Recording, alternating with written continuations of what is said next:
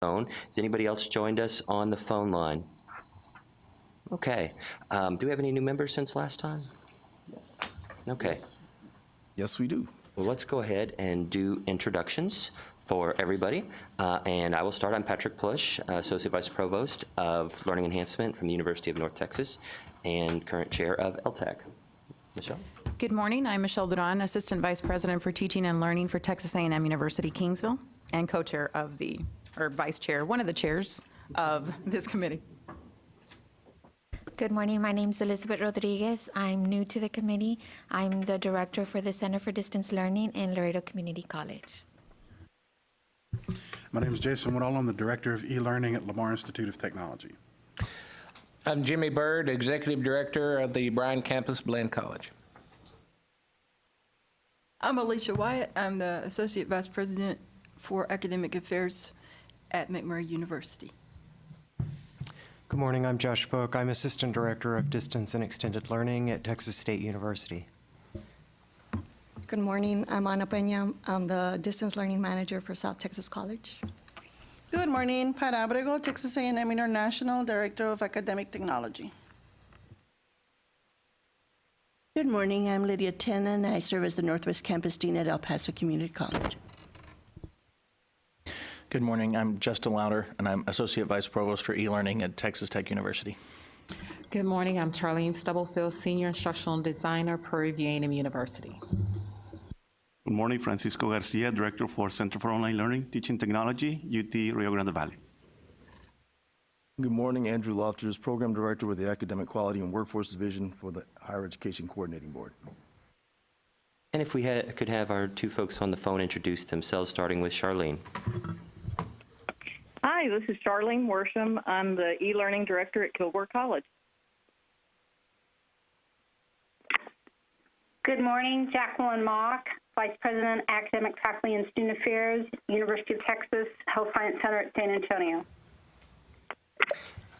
Thank you so much, everybody, and thank you for being on the phone. I know sometimes it's easier just to travel to Austin and be here than it is to bar the door and keep other interruptions out, so really appreciate y'all being able to do that and make the time to be with us by phone. And at our last meeting, we nominated, coerced, I don't know what the best term is, she volunteered sort of, for Charlene Stubblefield to take notes for us. I was just speaking with her. Yes. It's been changed, and Just kidding. she's off the hook. I'll be taking care of that. Okay. Well, good. Thank you nonetheless for volunteering and being so amenable to it. Volunteering, though. I appreciate it. So now, Andrew, thank you for taking those notes and keeping us on track here. All right. We need to call the meeting to order, I suppose, even though we've already done introductions. So calling the meeting to order at 10:07 proper. And our first order of business is our second order of business after welcomes introductions is to consider and approve our notes from our March 1st meeting. Those were circulated in advance, so perhaps you've had a chance to read those. But if not, we'll take a moment now for folks to review those and let me know if you have any questions, concerns, or amendments.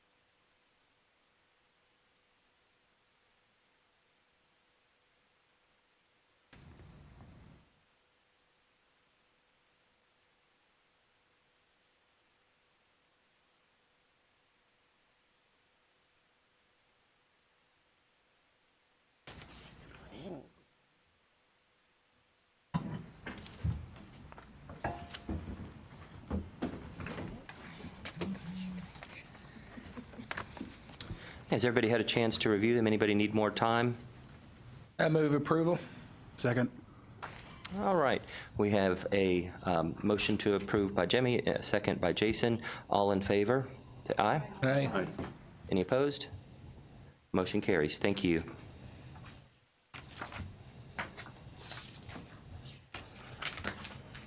And in this next agenda item, which is coordinating board updates, Dr. Lofters is going to handle most of these. The letter E item, 85th Texas Legislature update. Ginger, who is going to update us from CB staff on this, is not available this morning, so we need to move that to after our lunchtime so that she can be with us. The primary update there is going to be around Senate Bill 810 on open educational resources. We talked about that last meeting, and there is news around that, so we look forward to hearing from her. So the other 4 items we will go ahead and consider now, and the floor is yours, Dr. Lofters. First, we wanted to get an update on the state authorization reciprocity agreements, and I have my colleague, Ms. Jessica Acton, who has been responsible for Sarah for the division, to give you an update.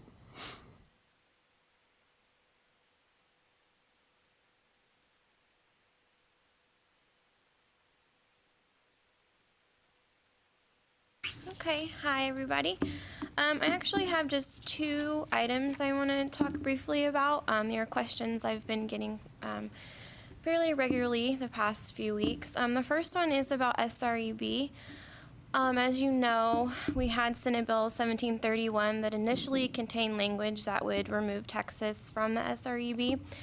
As that bill moved through legislature, that was removed, so we are still a member of the SREB. However, we still have a $50,000 affiliation fee with the SREB to be part of NC-SARA. So in the past, the coordinating board has paid those fees. We will be paying that fee this year. However, in the future, due to budget cuts, that's unlikely.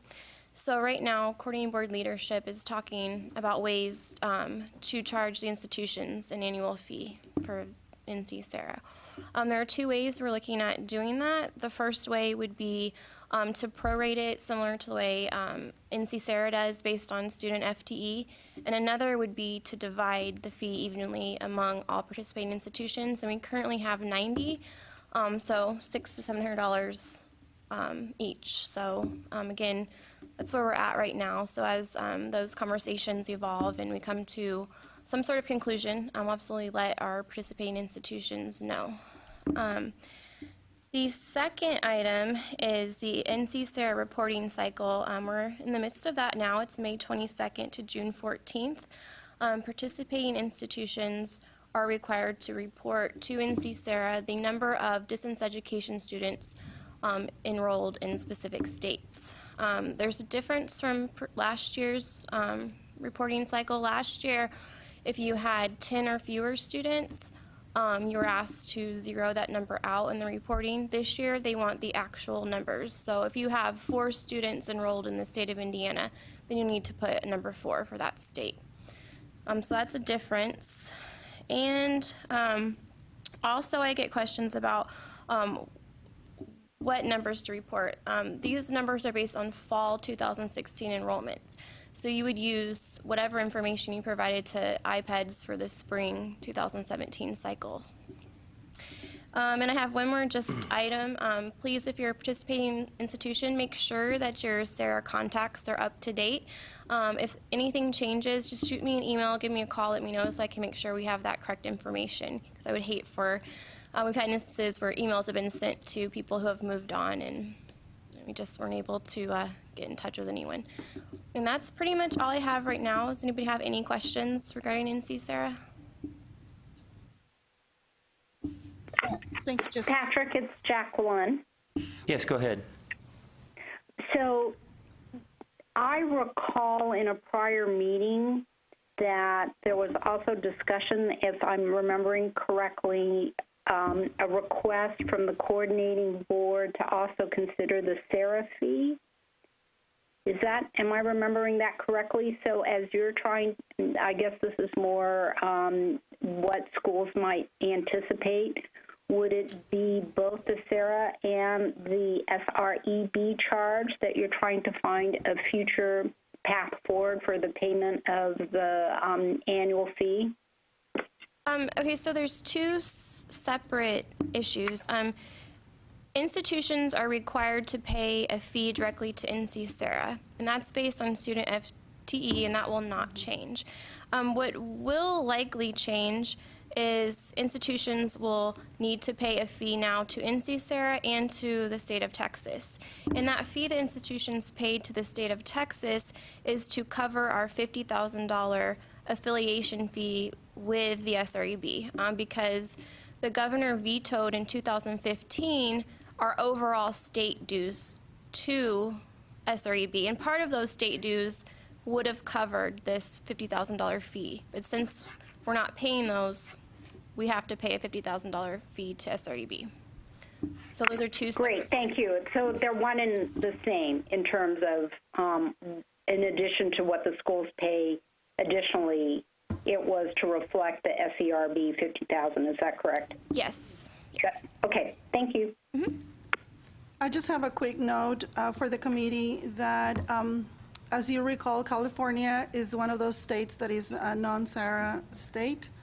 And so they're looking at, they're looking very closely at the process for authorization. And I have a link that I just shared with you, Jessica, so that if you want to distribute it, to keep an eye on that website, because that's where they're going to publish the new process as of July the 1st. So, Jessica, on the fee, the $50,000, you said it could be, you're looking at two different ways. One, a flat charge divided amongst all the schools, $700-800, whatever that it might be. The other one would be based on FTE.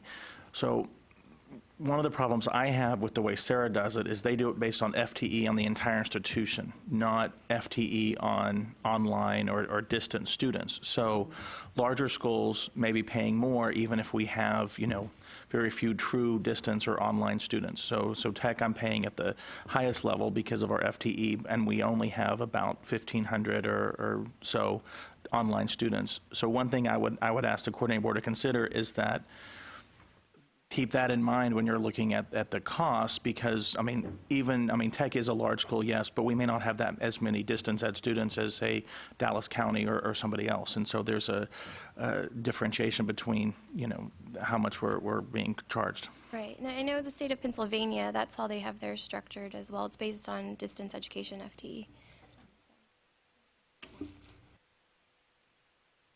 And the other thing I think to consider about the two options is how much management overhead does it require in order to charge one fee versus the other. The FTE one, okay, there's data involved.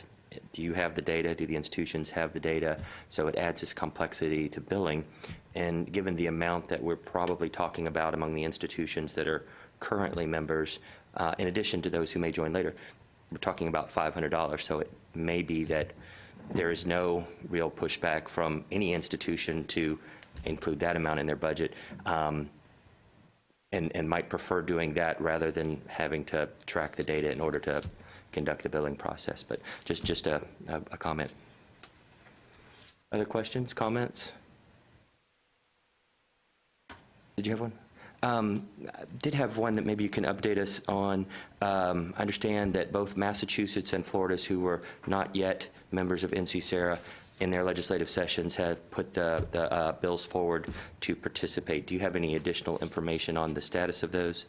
I do not. However, Dr. Peebles and I will be attending a meeting with SREB's SARA Steering Committee, I believe the 5th and 6th of June, so we should have an update. And I can definitely, that's something I can send out if you'd like, on the status of those two states. We'd be very interested in this, and there's also a group that was formed out of TXDLA called TechSans. Tom Dolan, I think he's probably been in touch with you. I know he's been in touch with you. Do you have his contact information, and could you share that, the outcome with him as well? I know that would be very helpful. Great, thank you so much. Okay, Thank you, Jessica. Thank you. All right, our next item is distance education portal. Well, the distance education portal is being tested, and it's being tested by you all right now. And so far, we have 3 of your institutions that have already certified their data. UT Rio Grande Valley, UTPB, and Houston Community College System. So I was wondering, now as we go forward with this, the only thing we're waiting on now is to get the directions that I need to write up for the rest of the state to send that out so they can start using the portal. We've already discussed ways that we can streamline the process for distance education approvals using the portal. First one would be for the online notifications. I'm going to put a little box inside the portal that will say, as you're notifying us of that you're intending to offer a course through online delivery, that you are certifying you're following the principles of good practice. So therefore, when you put that into the portal, there won't be a letter generated this time. It'll just be in the portal. We notice that you already have notified us that you are going to be delivering a program through online delivery. And that takes care of that whole process now. There won't be any more letter to go out, which makes me happy. All right, number 2 would be the off-campus and electronic to group deliveries proposals. Those, when you put those into the system, if you want something new, it goes into a pending box for me. And once the time has expired for your notification time frame, your 30 days, I just have to check to see if you made your notifications. And once that time frame is expired, I will just, then there will be an actual letter written that says you've been approved to be, to offer programming at this site off campus, through off-campus face-to-face and through electronic to group if that's the case. So that's where we are right now. Now, I did want to ask you, for those who've been using the portal, did you find anything that was a problem, or do you have any kind of comments for me that I can now incorporate this before I send it out to the rest of the state? Yes. Yes, go ahead. Go ahead. Once I certify all my programs, they disappear from the portal. Really? Yes. That's a problem. Yeah. So I don't know if that's part of the process, or it should be there. You should still be able to see all your programs. You should be able to, there's a part on there that says view all. You should be able to see Yeah. everything. I'm just trying to log in right now, but You can't see them. no. That I will take back to the IT people.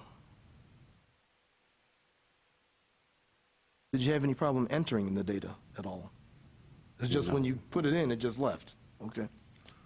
Maybe I was the only one that got caught in the loophole because I did not create my security questions.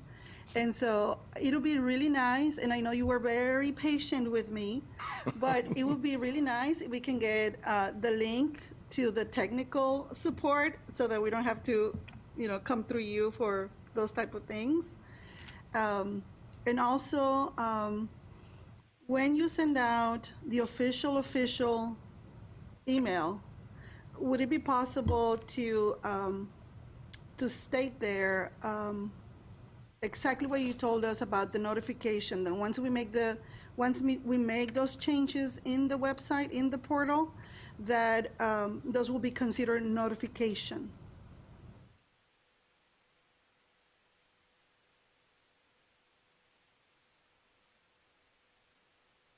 Because, we don't get the emails, so it will be our chief academic officer that will get that email, correct?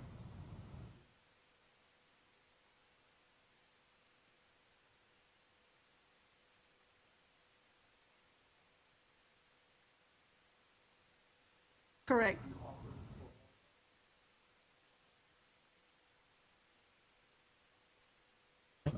Sorry, I'm sorry. Let's go over that again. Since it's an existing program on your campus, and it's just a notification that you're giving us that is saying that, yes, we're also offering this program online, there really right now in the portal isn't a way that someone has sent an email yet.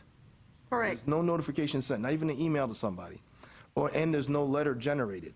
So are you saying that you would like to have still like to have some type of Okay, so I'm talking about the actual editing of the information. You know how you asked us to go back and yes. check Mm-hmm. if we had a hybrid or a program that is on the portal being reported as a hybrid program. Correct. But we wanted to also offer, or things have changed, and now that program is being delivered online, totally online. So it's super easy to go, for us to go in there and then just put that check mark in that box saying, you know, leaving the hybrid there, but also the online, you know how you have those columns? Correct, correct. So that triggers that notification to you, right? You can see it, and that's considered notification. In other words, I don't have to send you another, or the institution has to send you any more, you know, an email saying. Proposal, no. Right, because that is considered notification. Correct. So, since we've been doing this a certain way in the past, you know, it should be good if the chief academic officers, they get an email saying, hey, guess what? We have a portal, and from now on, whatever changes you make on the delivery format for, you know, for those programs on the portal will be considered notification, like an official notification or something. I see what you you're know. saying. You know Okay. what I'm saying? Yes, you want to have Okay. just an explanation to the chief academic officers that when you put this in the portal, you are notifying us. in advance. Exactly. I got you. That will really help us.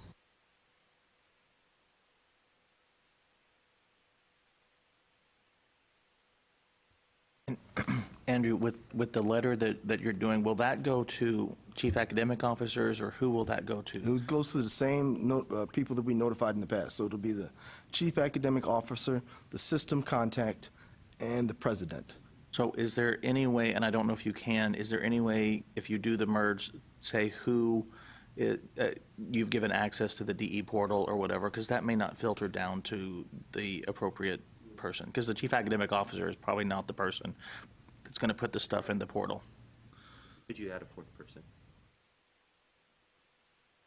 Oh, when I Yeah. give this notification out, I don't see any problem with that because you already are, the person's already in the portal as a Right, contact. just to make sure that. I have that- your email, Yeah, yeah. the chief academic officer knows who that is, because if not, it may get filtered to, you know, whomever. So who would I call that? Would portal manager, institutional portal, I'm giving him a title now, institutional portal manager. Do some institutions have multiple portal managers, though? No, not right now. Each institution has one person who's responsible for going into the portal. This portal or program inventory portal that is for? This is just for the distance ed portal. Okay, Only one- I would put that in there then, a DE portal Okay. administrator or contact. Because for new programs, not That's- online, that's- that's separate. We That's don't want separate, to, right. don't want to In confuse our fact, any new CAOs. programs don't automatically go into this portal. You have to go through the new program process with the same 30-day notification. That whole process is different compared to this. But if you do have a program that is going to be offered online and they put it in the initial process, it will be entered into the portal as well. What is the trap for doctoral programs that are submitted? Because that would work differently than just the There's notification. Two types, I would say. One of them if it's a brand-new program, and one if it's one that's existing. A brand-new program has to go in front of the board and get approved, but it also comes in front of us to get recommendation of approval for the distance ed component. For an existing program, that's sent to us, and then is referred to the distance ed doctoral committee, determines whether it should be submitted to the entire LTAC committee, and then after that is, if we recommend approval, then staff can make the final approval for that one. There's two different processes for that one. And now, they will still go into the portal. And that was my question. So those two processes, are they, is the portal programmed to treat those differently when those are input? So it goes, That will come through hey, our. Andrew, Right. there's a That goes- doctoral one. and it Those happens goes to be through a our new one. actual data person, so that when those go and start to be inputted into the actual inventory for a new program, she's putting it inside the portal. So it's not really the institution doing it right now. We are, because it's a doctoral program. Right. So that's where it splits. So if you have a doctoral program, whether it's new or existing, you don't put it directly in the portal. Correct. You still follow the manual process. Correct. And then it gets added either to the program inventory as a new doctoral program, or to the distance ed as it is now. In fact, I think Online. we have made it Okay. sure that they only could go up to a master's degree level, the doctoral level. We have to put in ourselves. Very good, very good. Thanks, that was my question. Then, How many people did we say had tested? 3. Well, that's certified. There was more that were put in some in data, but that had actually certified at the end, I had three of us. Would it be possible to get, and I know that this group already had access and some of us went in, some of us didn't. I'm not going to point fingers as to who didn't because I'd be pointing at myself. But would it be possible to get a deadline for this group to again go in and test before we launch to the state? Just hearing what Dr. Garcia mentioned, it scares me a little bit to say we're ready to send this out with our endorsement without actually having vetted the product and seen those gaps. I would much rather keep that internal and delay the process a little bit versus get out there before we're actually ready to endorse a product. That's the recommendation of the committee. I mean, I have no problem with it. I mean, because I need to address that. I still cannot see it. I can just Still show can't you see it? right now. It's empty. I have to address that. That needs to be addressed. I can see the ones that are inactive. But not your active programs? No. Okay. So let me restate that I would highly recommend that we, my recommendation to the committee is that we set a deadline for this group to review, get feedback, and then proceed. Then. And I'll defer to Dr. Lofters to give us that deadline, but something relatively, graduations have somewhat settled down already. It may be a good time to come back and revisit. So if you want to. I would like to have it by the end of June, if possible. Everybody go in and get done by the end of June, and I can see when you're certified. It will pop up on my screen, so I can see that. So once you get done, look at your portal update, put it in by the end of June, and then any problems, let me know, like this one, and then we can get it fixed prior to sending out the instructions to the rest of the state. would you like us to formalize that recommendation as a motion? Can I have a motion? That's fine. Not a problem. Yeah. Would you like to restate your motion? Sure. June deadline, end of June. I move that we extend the review period for the portal until the end of June with feedback provided to Dr. Lofters by that deadline. I'll second that. All right, Michelle made the motion, Justin seconded. Any discussion?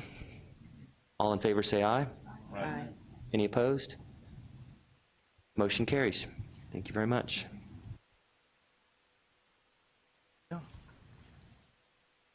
All right, that takes care of distance education portal. Is anybody else have any questions on that before I go on to the next one? Higher Education Regional Council orientation meetings. We had 2 orientation meetings for the Higher Education Regional Councils this year, and this is based off of some of the work that we did in the committee over the past few meetings. We had our first orientation for the HERC chairs, and anytime, please jump in. This is because Dr. Duran, she's the, and I want to thank Kingsville. They're the ones that hosted the meeting through their online platform. And we had the first one for the chairs on March 22nd, which was well attended by the HERC chairs. They were able to ask questions. A lot of questions and misconceptions were cleared up of what needs to be addressed inside the HERC meeting. A template was put out to all the chairs of this is what we want to do going forward to standardize how we report courses to the Higher Education Regional Council. And especially we also clarified what types of courses and programs need to be addressed. Lower division, off campus only, and in what types of situations, clinicals and so forth. I think it went real well.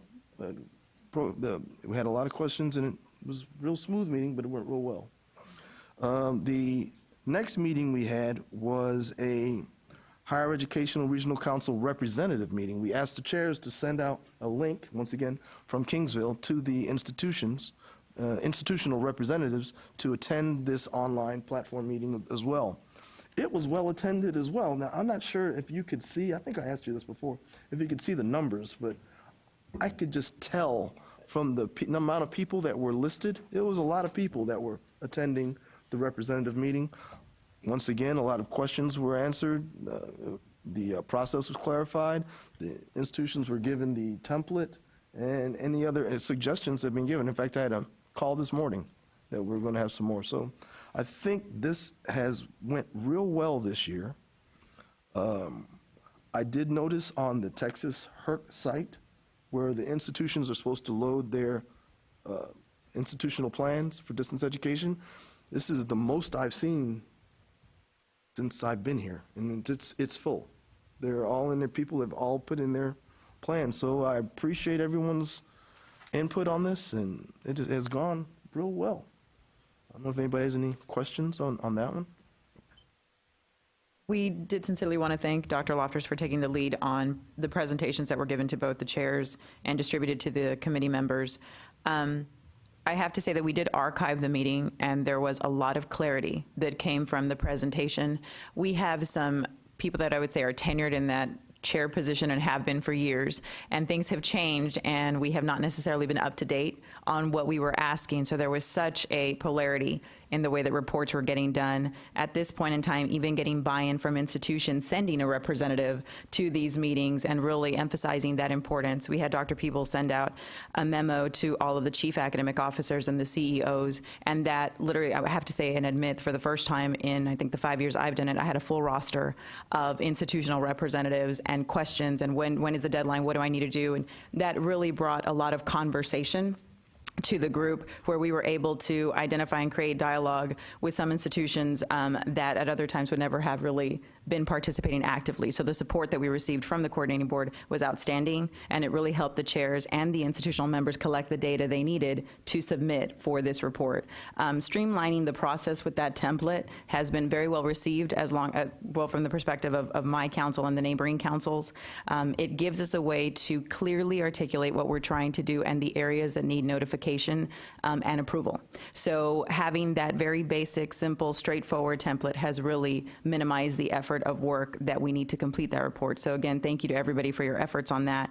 I have received nothing but positive feedback. The meeting is archived. If anyone who does not sit as an institutional representative would like to see that, we can forward that out to the group, because several of you are probably the ones that are filling out this report. So that way that you have clarity as well. But again, thank you to the coordinating board for your support, and we look forward to continuing to improve the process.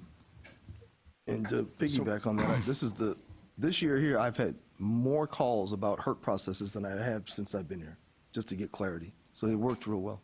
So the one thing, I think that the meetings were great, and I've participated in 3 different HERC meetings because of where Tech has regional sites. The only complaint that I heard was from a school that has multiple component institutions, and the template came out too late for them to use it this year because they'd already done it. So I think this year you may see a couple of different reports in the system, but next year I think it will be, streamlined where everybody's using the same thing, because this one school has so many campuses. They had already done the report because it takes so long to put it together when the template came out, and so that was the only issue. The other thing that came up in a meeting was that still the appropriate person, and I think this was an isolated event, the appropriate person was not contacted, and so they got on the HERC meeting, said, I had no idea about this meeting until this morning. I don't have a report, and I'll have to email you. So I think that's isolated, but that's the first time in the last couple of years that only one person has said, I didn't know this was coming or anything. So I think I would echo Michelle's thoughts that it really went much smoothly this year, except for those 2 little issues. I think it was great. And just so I'm clear, the template is not a requirement this year. It was an introduction just to help streamline that process, to start the conversation so that next year everyone has. But we were very well under the impression that people had already started working on their reports that were extensive in the past, that now the template will be replacing next year.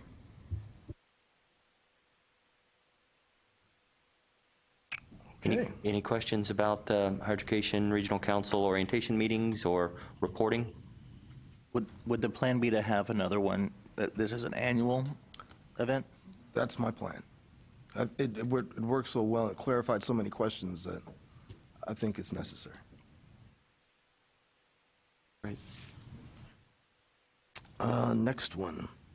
Dr. Peebles and the update on the dual credit task force.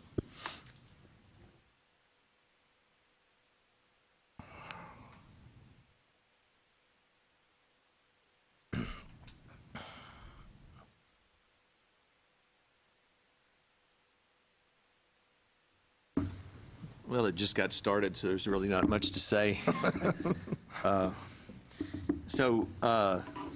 As you all know, or you may know, dual credit has grown tremendously since the last legislative session. That in many respects opened the doors up to anybody who's in high school, and which as a kind of just a little editorial comment on that, I find kind of interesting because when it first happened, there was a lot of discussion among institutions about how they weren't sure that was such a great idea and they weren't actually going to do that. But then if you actually look at the growth in dual credit over the past 2 years, almost all of which has come in 9th and 10th graders, then somebody wasn't telling the truth. So, and I get the pressures on that and that kind of thing. So, but what that's also raised then has been a lot of questions about dual credit and how well does it work and the quality of from everything from are the students prepared to really do this to the quality of the courses to is it really possible for a 9th grader to be really ready to go to college in any sense. And and part of it has to do with the fact that if you look at college readiness measures, everything that we've ever done so far in terms of college readiness really only looks at a student's intellectual abilities. None of it looks at their emotional, psychological capabilities and are they ready? And then that raises issues of students who get out of high school that go into college as juniors, and if they experience the freshman slump as a junior, that can have much more devastating effects on the student than it would if they experience it as freshmen, because that could forever have an impact on their ability to go to graduate school or to and so forth. Because if you mess up as a freshman, you've got 3 years to redeem yourself. If you mess up as a junior, you've only got a year left to redeem yourself. So there's all kinds of questions, good or bad or right or wrong, that revolve around dual credit. And the efficacy of it and so forth. And my own take on this oftentimes has been that if we really have 9th graders that are really prepared to go to college, then we've either done something rather remarkable to K through 8 education, which I see no sign of whatsoever, or we've done something rather unremarkable to college education. Or maybe some combination of both, and so we sort of need to think about, there's a lot of issues that we need to think about that revolve around dual credit, and I think part of it is what is, there's been a lot of discussion about what this does to high school curriculum, but there probably also needs to be a lot of discussion about what this then does to college curriculum, where you used to have the case of you could get something, some of it, you got it in high school, and then you got it again in college, and it was reinforced and expanded or whatever, and now you're only getting it one shot. My background is political science, and used to, kids got government in high school, and then they got government again in college, and as a result of which we could actually do more in college than we could because we had 2 shots at it. Now students, if they're going to do it for dual credit, they only get 1 shot at it. And so what does that do to the high school curriculum? What does it do to the college curriculum? So there's a lot of issues around this. So that's created a lot of interest in dual credit. And so what you see is a number of entities have undertaken studies of this. So for example, the coordinating board currently has a study underway looking at dual credit. The qualitative analysis of this, which some of the institutions here may have participated in, has been finished, and the quantitative analysis of this will go forward in looking at some of these questions that revolve around dual credit. So that's one effort. We think that a legislation may very well pass the legislature. We'll probably know pretty much by the end of the day, or whenever that ends, which may very well be sometime tomorrow morning. But by the end of the day, this is really the last day they have to deal with legislation.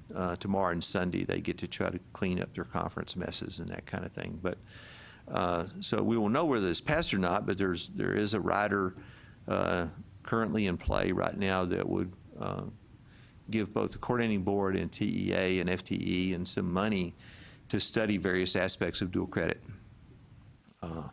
And then there is the Dual Credit Task Force, which was created by the University of Texas system, but it does include representatives from other systems, not just University of Texas system, but also Texas State, UNT, and Texas Tech, and A&M as well.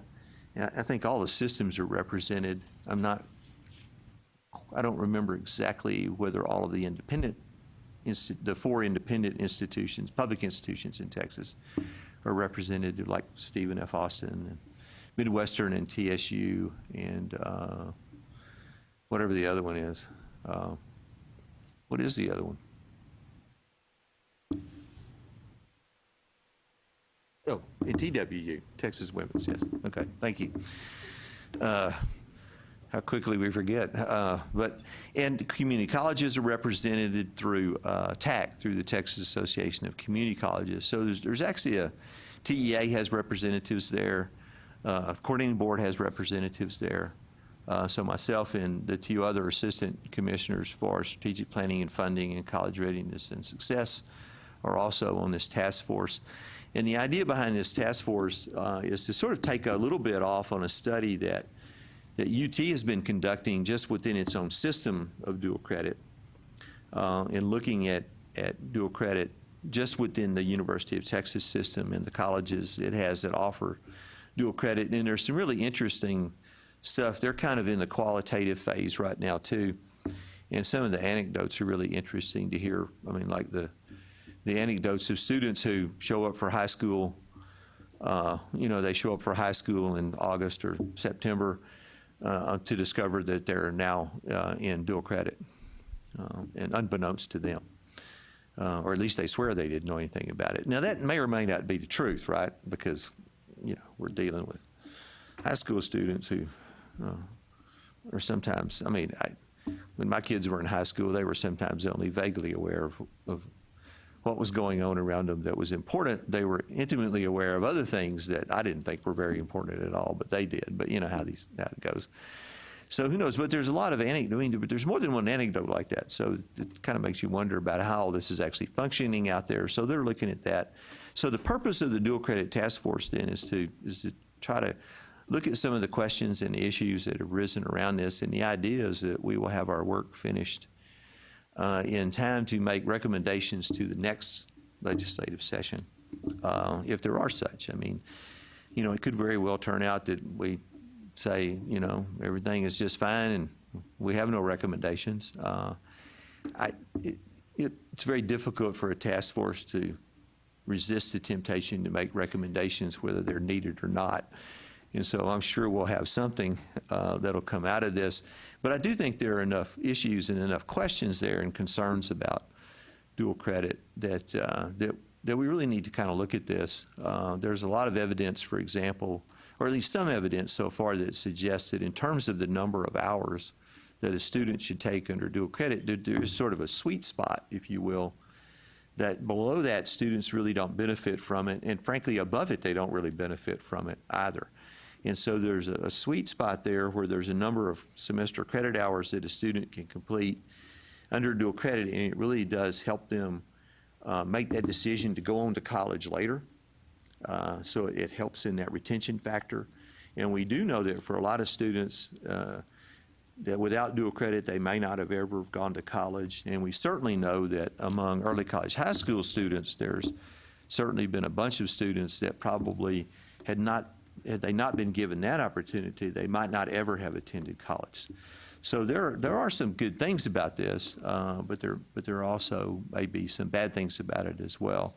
And for example, right now we can't easily distinguish between an early college high school student, and just, for lack of a better way to put it, a regular dual credit student. Okay? And so when you see figures about dual credit and you look at how good it is, for example, then that also includes all early college high school students, which most of us anecdotally would probably argue that they do better than regular dual credit students do. My experience in institutions, that was always the case. And that seems to be the case elsewhere when you look at the results of this from various places. So, you know, part of it is to try to tease out some of those nuances of early college, high school students versus regular dual credit students, how many they take in, and that kind of stuff. So that's really where they're at. It's been broken up into, the plan is to meet every other month, the committee of a whole, and then in the off month, it's been divided into several work groups. There's one on law and policy. There's one on transferability, which I'm actually the lead on that work group. And there are other work groups on college readiness. There's a work group on quality that tries to look at this issue. Because as you know, one of the big nuances of this is who's teaching the courses, and the sort of notion about is the quality of a course being taught by a regular, someone who's normally a high school faculty, and they're teaching this course during the course of the day at their high school. Does that meet the same quality it does on the college campus? You know, and the evidence we have so far is we can anecdotally point to specific examples of both of those, and we all know that there are great high school teachers and there are lousy high school teachers, and there are great college instructors and there are lousy college instructors. And so, you know, part of it is to try to tease out, does the setting, does the background of the faculty member, does that make any difference or not? So there's a lot of things that we're going to try to look at over the next year and a half, and then try to be ready to make some recommendations to the legislature if they seem to be warranted or not. Do what? Oh, yeah. And mode of delivery, about whether, you know, and all of that hybrid, online, face-to-face, ITV. I mean, there's still a lot of community colleges in particular that are in remote, especially in West Texas. I mean, when I was at Midland College, we did a lot of dual credit by instructional television because, you know, the campus was 200, our service area was 200 miles away. So, but yeah, that'll be another factor as well. Good point. Any other questions about that or comments? Rex, I think you already answered the question, but I just want to be clear that I heard you correctly. So with this study, you are going to study not only just dual credit, but also early high schools. Well, early college high school is dual credit. It's just a special form of dual credit. And you're going to separate it in the report? Yeah, well, what we're going to try to do then is discussions have already taken place with TEA about this, about making sure that we can distinguish between the two. And right now in the reporting, there's no way to know whether a student, what they were in. Now, the high schools know this, and the colleges probably know it as well. I mean, we had an early college high school at Midland, and I could tell you, through our own system, I could tell you which of those students were regular dual credit, which ones were early college high school. But none of that is reported to TEA, and it's certainly not reported to us. We know if they were dual credit, but that includes all of those things. So, yeah, but yes, it will try to make that distinction, and we're working on the reporting piece of this to try to make sure that we get that. And just to give you an update from the meeting I attended last week, TEA did tell me that they have now a code that they're putting on early college high school students so they can separate them out. And it should be a code that can be removable. If, say, they left the early college high school, that code could be removed so they could be just normal student. Good, yeah. So it sounds like they've solved their they're end getting on of that this, right now. which is I good. asked about that. Great, okay, yeah. Rex, do you see a way that this committee can be helpful to the work of the Dual Credit Task Force? Well, you know, because part of what we are going to look at, and what is being looked at also in the study that the coordinating board is conducting through RAND and AIR, is this issue of mode of delivery, and that may be a place, and whether it be online or whether it be something other kind of mode of delivery at a distance, and the effectiveness of that. So I'll certainly keep you guys in mind and let y'all know where you could be helpful to us. Sure. And go ahead. Rex, you said something about the psychological part, which is very important. So what is the committee going to do about that? Is they going to study that? I don't know. I mean, nobody's really figured that out yet because we don't really have any. I don't know how you. I don't know how you measure all that. I mean, part of the problem is it's one thing to measure whether students know certain things or not, and like you can give them the SAT or the TSIA or let them take the ACT or some other test, and from that you can gauge what their level of knowledge is and get some sense of whether they have the sort of the intellectual ability and capacity to do this. There's not really any, at least that I know of, and any kind of psychological or emotional test for this. I mean, we sort of, if anybody has ever been around teenagers, we all sort of know this, but it's difficult to then set a teenager down and measure that in some way. I mean, nobody really knows how to measure maturity is really what this gets down to in a lot of ways. And and I hate to use this as an analogy, but I will, maturity isn't often like, pornography in that sense. Nobody really knows how to define it, but we all know it when we see it. Or we probably are better at identifying the lack of maturity than we are maturity in a way, so it's kind of a negative thing. But so nobody really knows quite how to do this. Now, brain research tells us a lot about the development of the brain. And for example, there's this, I think it's become almost a consensus now that your brain is not fully developed until you're 25, and that includes your some of the frontal lobes, and I may be messing this up a little bit, but that a lot of that includes your reasoning ability and that kind of thing.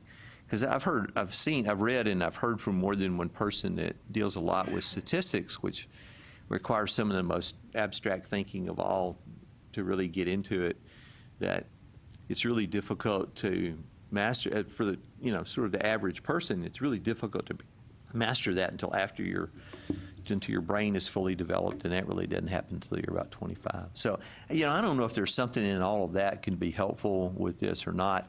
And part of the problem is that it varies so much by the individual student. I have two daughters, and I can tell you that, they're not alike in that regard either. They're a lot alike in some ways, but one of them was clearly, I don't know, not so clear, I guess. But one of them actually, I think, reached a level of maturity sooner than the other one did at a certain age. And if you have kids, you see this all the time. So it's really difficult to nail some of this down. And then some of it will also look at things like advising and support services and that kind of stuff. So, Rex, your kids don't watch these meetings, right? I hope not. You're using them as examples. I hope not. I doubt it. Yeah. They're not all that interested in what I do for them. So yeah, I think there's, even if you had some tool, what would the baseline be for it? Would it be administered to ordinary college-going students for you to compare to? Probably not. One area that I'm really interested in that may prove more fruitful would be looking at some of the inventories that measure grit and resilience. And though that may not speak directly to emotional maturity, it certainly does speak to responsibility and the ability to persevere even when things get tough. And that's, I think, a really important trait of being successful in anything, but certainly in taking college courses at any age. Yeah. So maybe. Yeah, and I think that's a good point. We used to characterize that as just showing up is half the battle, and that's kind of that measure of resiliency or grit. So it's a good point. Any other questions, comments? Thank you so much for keeping us in the loop on that. It is very interesting. On a related note, with the legislation about dual credit that may or may not come out today or tomorrow, there was other legislation put forward about allowing community colleges to offer certain four-year degrees that they haven't been able to before. Do you know the status of that, or is that something Ginger might be able to? It is still that particular legislation. We're sort of at that stage of the session where everybody's sticking their bill on somebody else's bill to try to get it to pass and that kind of thing. That one is still alive.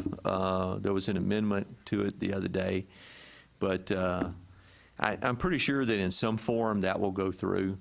And at this stage, it's just a question of you know, which amendment manages to make it and which one doesn't. But it's actually pretty much intact from its original. That portion of it is pretty much intact from its original bill. Now, there's been a lot of bills introduced about baccalaureate degrees, but the only one that's really made it through the system so far is Senate Bill 2118, I think it is.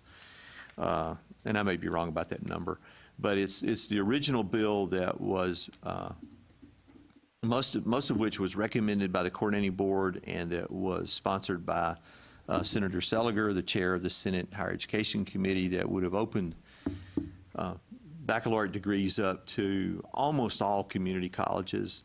There was a proviso in it about having $6 billion worth of valuation in your taxing district. The idea was to try to get it financial stability and wherewithal. And there are, and I think there were 9 colleges that actually fell below the $6 billion level. So, but otherwise it would have opened them up to virtually all of them with some. And now he added some provisos onto it that the original bill, as recommended by the coordinating board, did not have, but we thought were okay. It made it a little tougher bar to cross, but they seem to be reasonable provisions, particularly with the bachelor's degree in nursing, and that it did, you know, be an accredited program, for example, and that you demonstrate in all cases that you're not going to, you know, take from your ADN program to staff your BSN program. And there's also some provisions in there about making sure that that you're also actually filling a real need, in the sense that 4-year programs around you are already maxed out, that kind of stuff. So pretty, I mean, we think they're all pretty reasonable. And like I said, I'm fairly certain, unless something strange happens, which it may, right, that bill in that form will go through, but possibly with an amendment or two attached to it. There was a 1 amendment attached to it already about early childhood education, because Dallas County is really interested in that. And I saw another amendment today that had gone through about the classic bracket bill of a county that has the Trinity River in it, but is adjacent to 2 other counties that each have 1 million population. I mean, some of this stuff is really kind of neat. It's like you have to get out the map and try to figure out, okay, who exactly are we talking about here? Yeah, so, yeah. Thank you for the update on that. I know that wasn't on our agenda, but that's of interest to a lot of us, so appreciate that. All right, anything else for Dr. Peebles right now? Our next agenda item was moved to after lunch. That was our 85th Texas Legislature update. We got a piece of that here. Yes. Did you have anything else you need to add under coordinating board updates? No, I think that covers all the updates that I have, except for, like you already mentioned, the 85th State Legislature will have after lunch. So I'm very done. good. Thank you very much. Very good.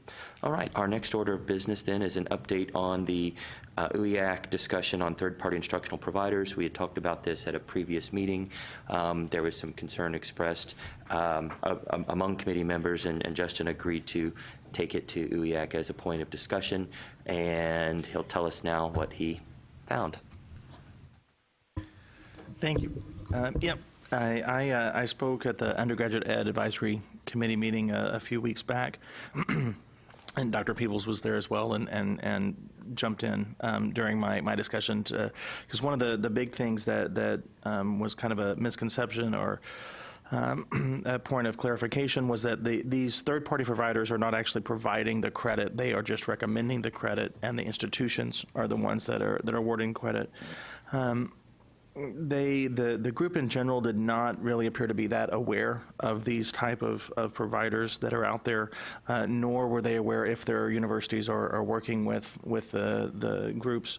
The biggest concern they had centered around quality and rigor of the courses, the faculty qualifications, and how those classes are going to be transcribed by partner institutions. So will you know that the course was awarded by a third-party credit or if the student took the course through a third-party credit provider, but then it was transcribed on the institutional transcript and things like that. I walked away thinking that really the committee didn't see this as a big threat, because the general consensus was, well, we just won't accept the credits, or we just won't accept these courses from schools. My thought is that schools are still going to be presented with these credits because students are going to take them and they're going to get credit somewhere else. So they're still going to be out there. It just may not be as easy for a student to get credit for it.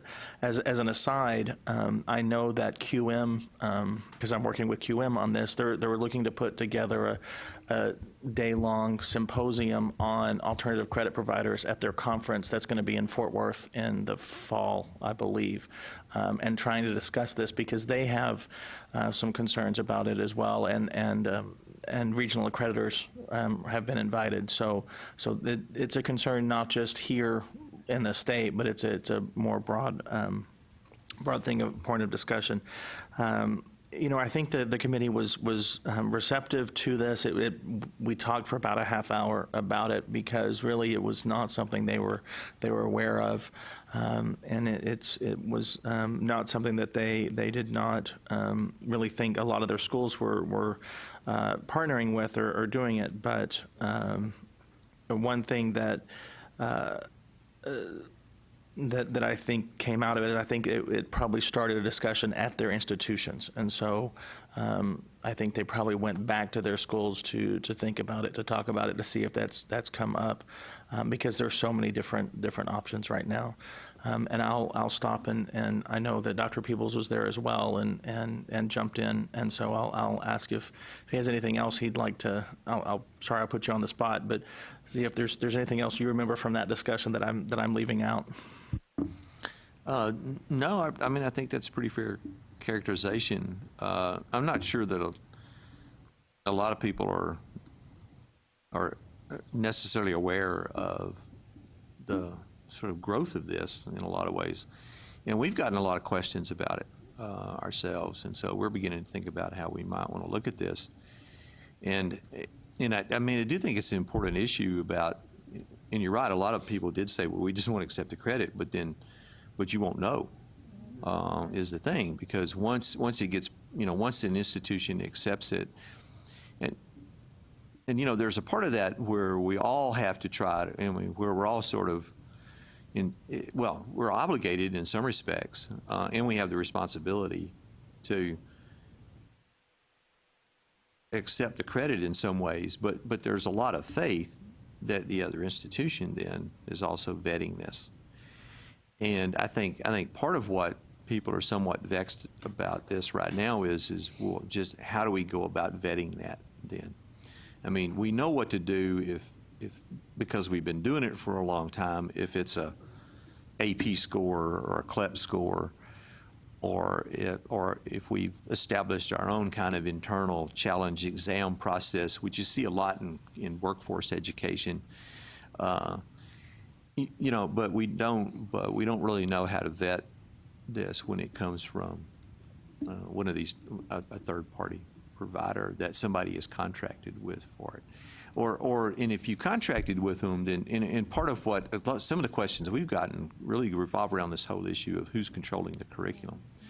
And so your regional accrediting body will tell you that you're supposed to be in control of the curriculum, and minus any state law to the contrary, but none of these folks operate under any kind of statute or anything else. And so it's wide open in that sense, but you're still supposed to have control of it. And some of the ones that we've checked on is we've asked some questions about, because we've gotten questions about approving this for courses for funding.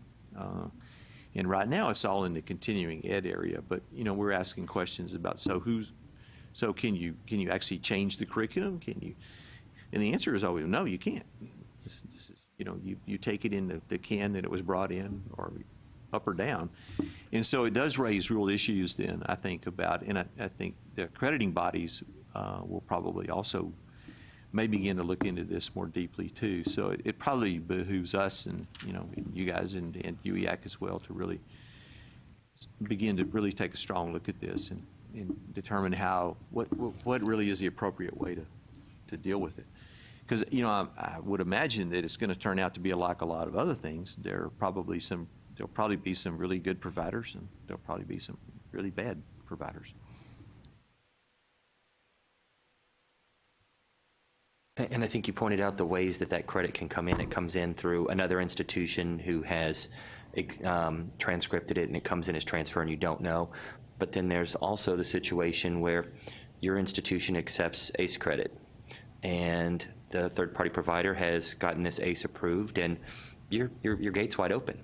I mean, you're saying we take that. So again, you don't know that you're doing it, but it's pouring in the front door. And if you're worried about it, then you need to look at all the possible ways it might come in. And that one might be one that you could get a better handle on versus it's transcripted from another institution. And I don't think these are bad options, because I think, you know, some students, they just may need to do it this way. If you think, you know, through the things like the coding boot camps and everything, there are these alternative providers of educational opportunities for students because they're meeting some kind of need for the student.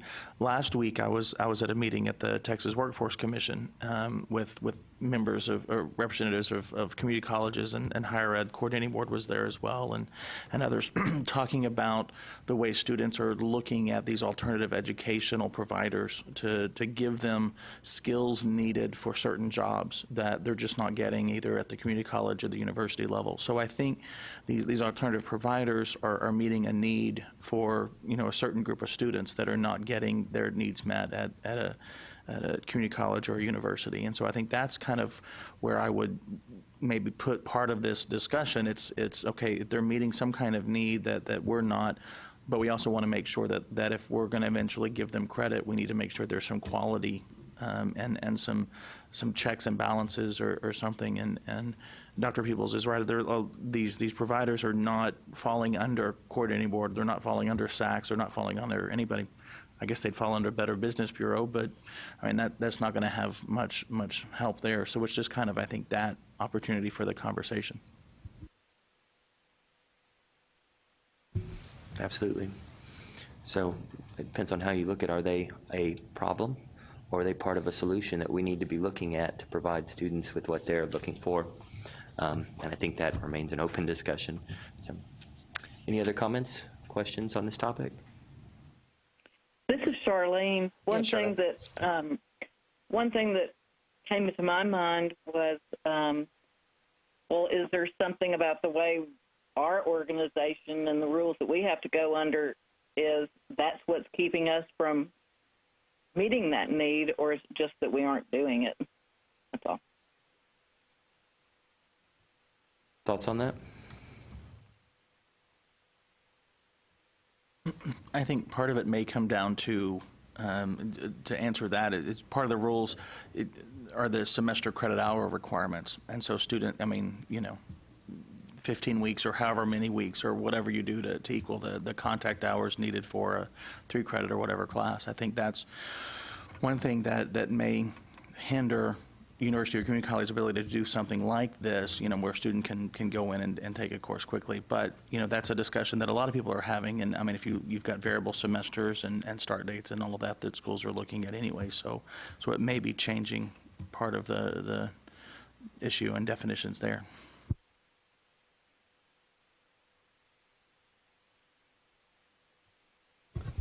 All right, thank you.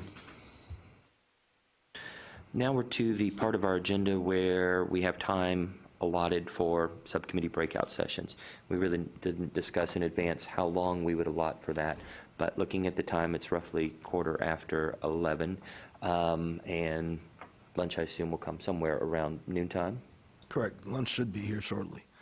And for these breakout sessions, you have the option of using these tables in here to meet around. Also, there are 2 rooms here to the side inside the Tejas room that you can also use. There's a table in there that you can utilize. It depends on how long you think you would need to discuss your matters inside your committee meetings. I think some of them we haven't met 2 times in two meetings. I believe, I think it was 2 meetings ago. 2 meetings ago when we Right. met, we didn't meet last We time. didn't meet last time. Correct. So it depends how long, it's up to you all in the committee and your subcommittees, how long do you think you're going to need to go over your material? Sure. Looking at the after lunch agenda, we would come back and talk about any recommendations or updates from the committees from what they met in session. We'll also have the 85th Texas Legislature update, and then we will talk about future agenda items next meeting. So not terribly heavy there. I would propose that we take an hour for subcommittees and break for lunch at 12:15. And maybe even if we're not done at that point, we could bring the lunches back into our working subcommittee meetings. And then come back from lunch. Yeah, or if lunch is here by 11:45, grab lunch, have a working lunch in subcommittee. But I'm open to suggestions, what works well. Could I mean, since we've just gone through the HERC stuff, and 2 of the committee members are not here, and then Michelle is dual booked, can I ask that maybe we not meet as the ad hoc HERC group, and that group either joins in one of the other groups? I don't think there's really anything to talk about with the ad hoc HERC right now, because we just went through the process, and I think we need to finish that out, and then maybe at the next meeting talk about how the HERC meetings and all of that worked. Just a thought, and I'll defer to Patrick and Michelle on that. There are also a couple of new members that need to, would have the wonderful opportunity to join a task force at this time. So we may need to redistribute, and we also have lost a couple of members. So. And in your packet, you do have a listing that shows the members that are on the HERC. Some of them are not here right now or are no longer on the committee, but you can see what committees I are know available. Jacqueline is on the line. Is the doctoral proposal review committee meeting at all, or do we just join the others? Yes, you would just, doctoral proposal is not going to meet for this one, correct.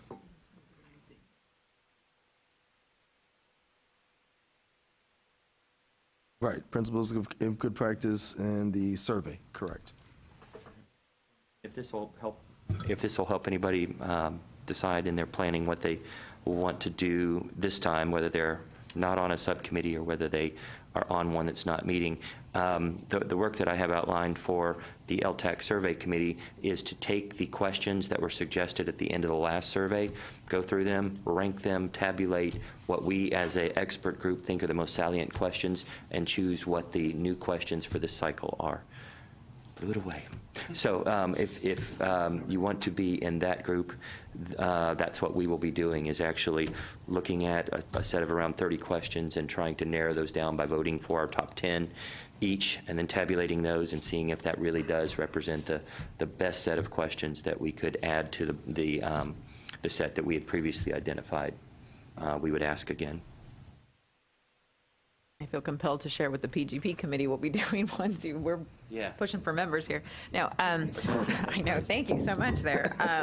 The PGP committee will be looking at the 4 documents that were reviewed to match and align with the PGP, which include the SACS requirements, the CRAC guidelines, the Online Learning Consortium scorecard, and the QM rubric, and cross-mapping those with the principles of good practice as they are proposed. So I think both groups will be actively working during that time to complete those documents. So the more members, the merrier. At this time, and this is something different that I know we don't have on the agenda, but we just talked about UEAC and this group potentially looking at how the conversation we just had, do we need to maybe do a small group that would follow up on that conversation and identify the steps?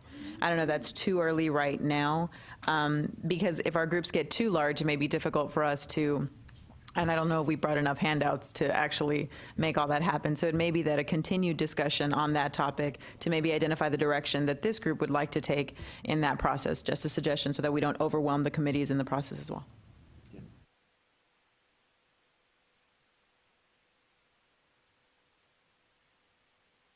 Justin, I'm looking at you before I make any type of Don't look down. suggestion. That's right. Maybe I won't look at you. I'll just talk about you. It seems like you have been the water carrier on that discussion so far. You already chair the subcommittee on ad hoc HERC notification and 50-mile rule, but that one's not meeting today. Is it something that you think you could use some time today to make a meaningful start on, or would you prefer to defer to a subsequent meeting when you might have more organization around it? And it may be, do you want to participate in one of these other groups that is meeting today? So part of my thought there was because we don't have the enough for the HERC meeting, or we don't really have anything to talk about there. A couple of things with PGP have come up with TTU El Paso, and they've had some questions and thoughts actually this week, and they've come to me with that. And so that was part of my thought, that I could sit in on the PGP group. Now, if the committee would rather kind of have a small group, and if there are people that would like to discuss the alternative providers and what next steps might be, I'm happy to do that. But it may be a little early because we don't know if UEAC would be interested in kind of continuing that conversation as well. And I don't know if they're meeting again anytime soon that question could be raised or not. And I'm not sure when the next meeting date is offhand. If I had a suggestion, I've had several questions throughout the last few weeks asking about the PGPs. So I think at this point in time, it might be good to maybe have a few more members just to focus on those, try to get as much done as possible. And also talk about how we're trying to incorporate those into the HERC meetings. I think that might be something you might want to discuss as well.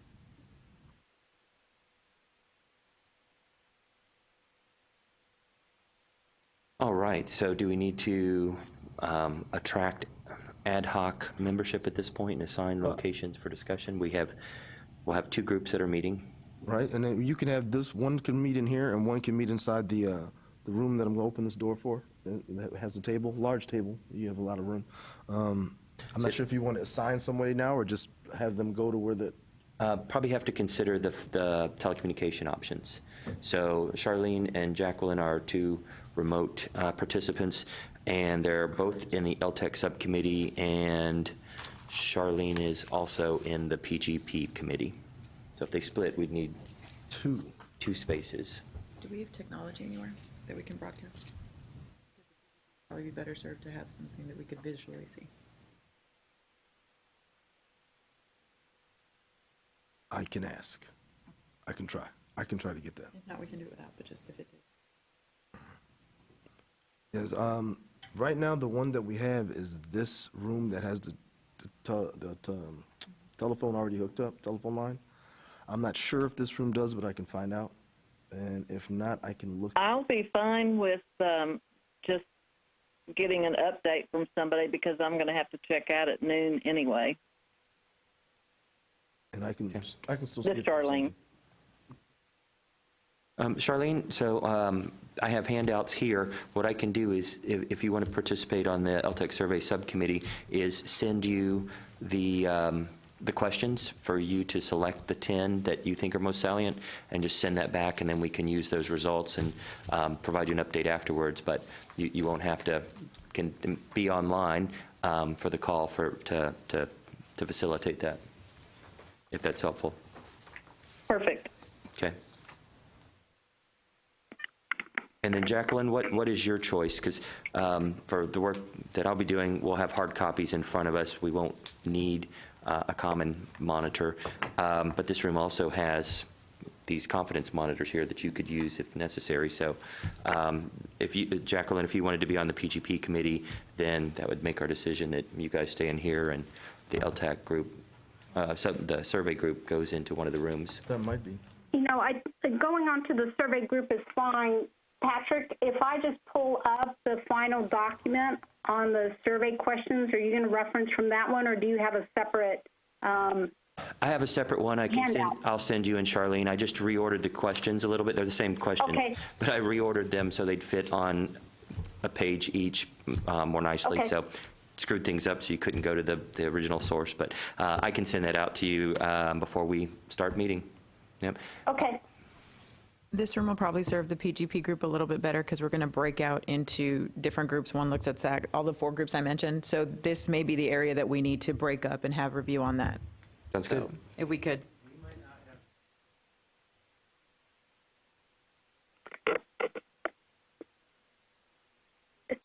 So, Patrick, Patrick, maybe the other thing is if someone has a cell phone and just puts me on a speaker on a cell phone, I'll call in if the survey committee is moving to a different location. Well, wait, let me make sure what the tech, Because then it's going to be room 1.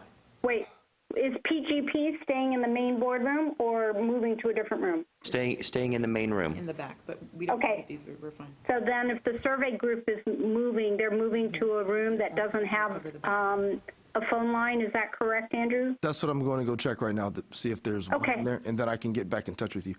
And I think we don't need to have during the time that we have the subcommittee meetings, you don't need to have the video. No. I was just going to listen on audio, and, so if we move to a different room, I'll just call somebody and you guys can put me on the speakerphone. Wouldn't that work? Right. We should be fine, it's only one.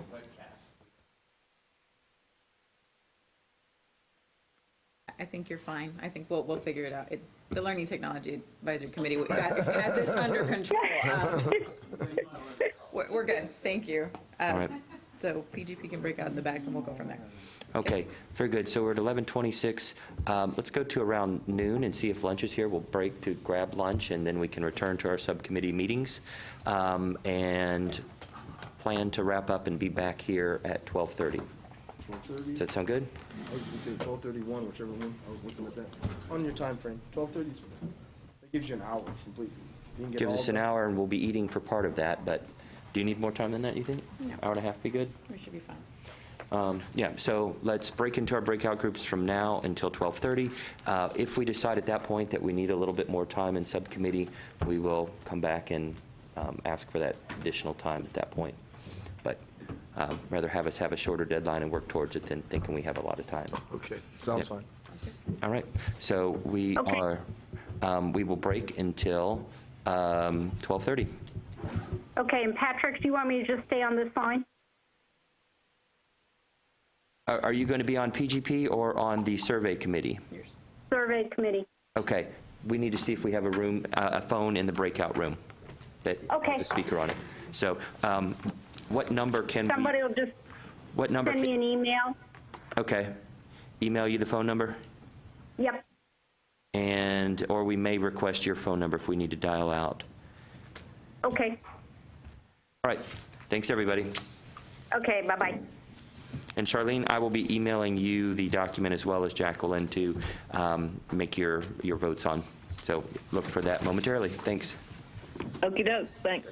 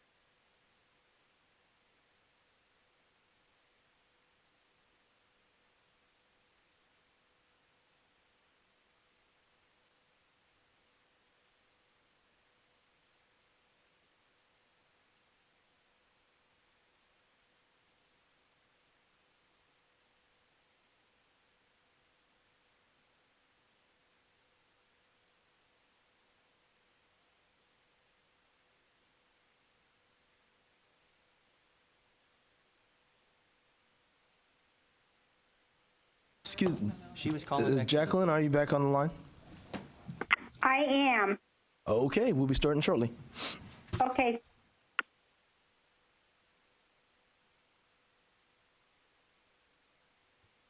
Okay, we are reconvening at 12:53. Welcome back, everybody. Jacqueline is on the phone with us. Charlene had to step out, so she won't be joining us again. We are going to pick up with our agenda where we rescheduled Dr. Gossman to give us some details on the 85th Texas Legislature, where it is now. Still subject to change and wrap things up, right? But in particular on Senate Bill 810 dealing with open educational resources. Thank you. Yes, thank you for inviting me. And I'll just say, I actually am not in a position to give you an update on the 85th Legislature, only SB 10. I am not the wizard of knowledge when it comes to all the House and Senate bills and where they are. Indeed, I can't even tell you where SB 810 is right now. It's unclear. It's been a very interesting process. This bill is having a long life in the legislative session. You know, this bill was written before session started, and it's gone through several iterations. As I mentioned last time when I spoke with you, Senator Kolkhorst did make many of the changes to SB 810 that we had requested early on, and created a bill that we thought had a lot of potential. The first iteration of the bill was talking about having a grant program for IHEs where the grant program would be administered by us, but the grants would go directly to faculty. And they were going to be like $1,000 or 1,500 awards.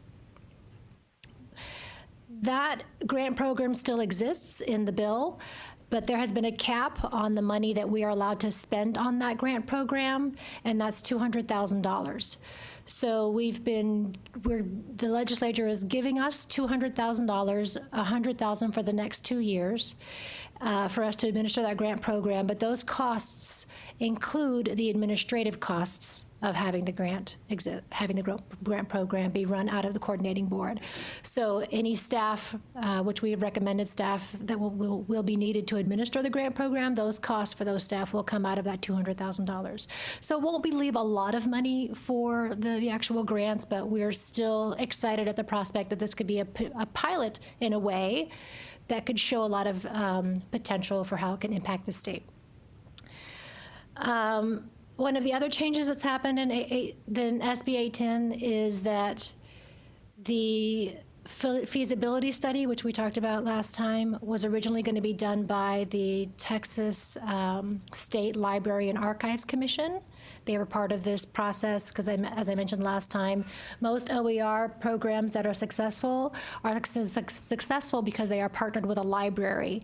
And it made sense for TESLAC to be the library involved because since this has potential statewide impact, the state library seemed like a great partner. And indeed, I think they were excited about being a partner, but that feasibility has been changed as a task from a task to TESLAC to a task for the coordinating board. But we're still supposed to partner with TEA, ISDs, and any other relevant partners we think are appropriate. And one of the most recent changes is that we're also supposed to partner with textbook publishers and the general OER community for that feasibility study. So part of what's been interesting about 810 is that there are 3 different tracks now for SB 810. One is the original track, which it's a standalone bill on its own, and seems to be making healthy progress towards becoming enrolled. But also, the text from 810 has been attached to House Bill 2994. And I think maybe this is a safeguard, just in case 810 doesn't make the finish line. HB 2994 looks really likely to make the finish line, and so it's been tacked onto that. And that bill, 2994, is about workforce continuing education. There's really nothing about technology in that bill or open resources, so they're they seem fairly disparate, except for they both involve higher education. So that's a second track that SB 810 may be taking. A third track is that SB 810 would now have another bill attached to it, HB 3526, or at least the House version of that bill. And that bill is about instructional materials and technology materials in the K-12 world. So they do sort of fit together. But HB 3526 is very, very long and detailed. So I don't know whether or not that will help the chances of SB 810 happening or hinder the chances of 810 happening. So again, 3 different tracks that this bill may take to get to law. I don't know which one is more likely. I can tell you that when I wrote my review of the bill, after our last conversation, I included your comments and identified you as an advisory body that gave us feedback on the bill and explained that you had some, not reservations, but some concerns about how the bill could have statewide impact if indeed the grants are going to individual faculty without any language requiring that there be greater coordination. So that is something that we have on record. And I think that even though the bill doesn't explicitly state that when we create rules around the grant program, we can use that advice to create those rules or to help guide the program. Otherwise, the bill has pretty much stayed intact from our last conversation, except for the big change that the coordinating board is now going to be taking on. We're responsible for making sure the feasibility study happens. It's actually unlikely, I think, that we would do the feasibility study ourselves, because it does require somebody who has integral knowledge of library science. So we're going to think about how to make that happen most effectively. That is mostly the update on 810. Would you like for me to review it again, the bill again, if you need some recall? Because like I said, it hasn't really changed since our last conversation. We do have some new members, so I think that would be helpful. Okay. So Senate Bill 810 was written by Senator Kolkhorst, and it is in relationship to open education resources. And the bill offers a definition for OER, which is loosely based on the William and Flora Hewlett Foundation definition, although we added some tweaks to make it a little bit more specific because that definition was several years old. It requires that course listings will have to identify whether or not the selected textbook is OER. The bill requires that institutions ensure that search functions for their course listings or in their college bookstores allow students to search for courses based on the availability of OER, meaning that in the bookstore search there'd be a filter where a student can say, I'm only interested in courses that have OER as their textbook. And so they could look that way. It establishes a grant program that will be managed by the coordinating board to encourage faculty to transition from traditional textbooks to OER. And this part of the bill, or integrated into the grant management for the coordinating board, is that we monitor outcomes. And the coordinating board is supposed to develop rules around that grant program, although the outcomes that will be monitored are specified in the grant. And it does say that we are limited to the $200,000 to administer the grant program as awarded by this bill, but we can also use, quote unquote, any other available funds. So with that, the way I'm reading that is that we could go and request grant money to support this program and try to expand its reach that way. Again, we're tasked with the feasibility study, and that study is about the feasibility of establishing a state repository of OER, and the report for that is due September 2018, so we will need to move pretty quickly in order for it to move through the channels of approval that we have in the coordinating board. And that study is limited to $100,000 in terms of the money given to us by the legislature. However, the bill does state that we can also use, quote unquote, any gifts, grants, donations, et cetera, raised for the study. And so that's basically a quick rundown on SB 810. Do you have any specific question? Any new members have any specific questions that you'd like to learn more about the bill?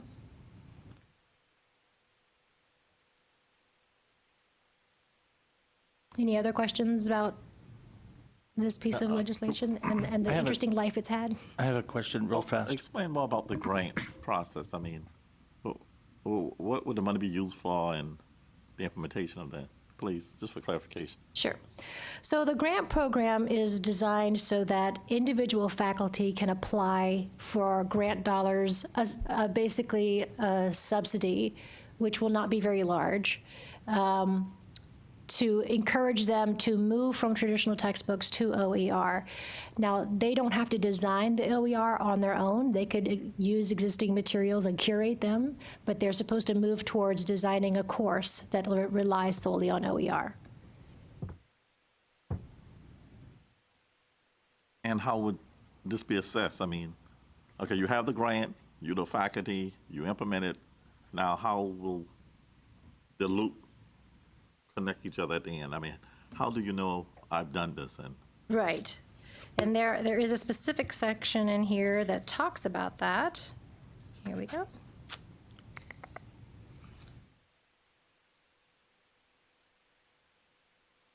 So faculty are required, if they receive the grant, they are required to report the number of students who have completed the course for which they have designed, which is solely OER, an estimate of the amount of money saved by a student due to the use of OER in that course, a description of the OER used in the course, the number of other faculty members, if any, who adopted the curriculum of that course, that's solely OER, and any other information that we as a coordinating board decide is relevant to demonstrating success of the grant program.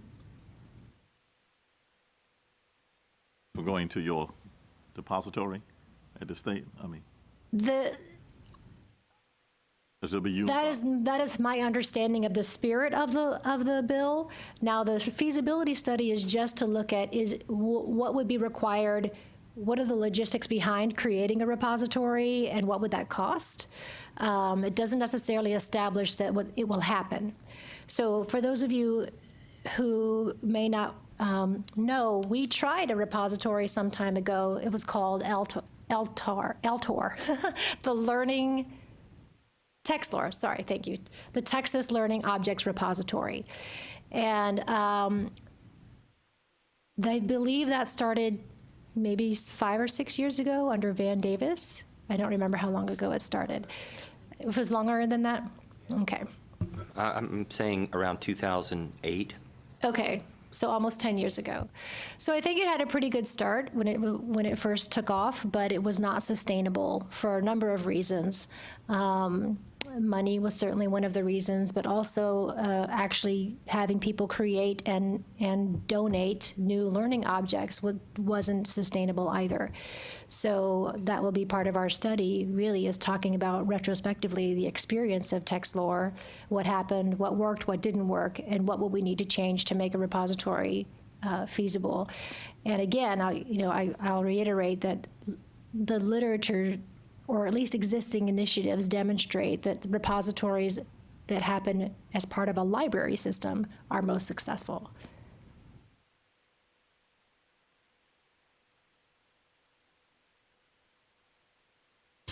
So, and looking at the bill stage, so it was passed by the House on, I guess, Wednesday. It says record vote 524, passed by the House on, 524. So out of the 3 different possibilities you were discussing, it seems like the standalone may actually maybe work through. I mean. Well, if it passed through the House, that's probably because with the House amendments, the House floor amendments. So that's where I'm not clear on what version is being represented online. Yeah, I don't. I don't know what version is in play. Yeah. So what I know is that our external relations, I asked them for guidance on what to look for. Like, how do we know which bill will come in, will exist if they're all in play at the same time? And basically, if SB 810 passes and it has this add-on of HB, whatever it was, 3526, if that passes, but also HB 2994 happens where SB 810 is still attached to it,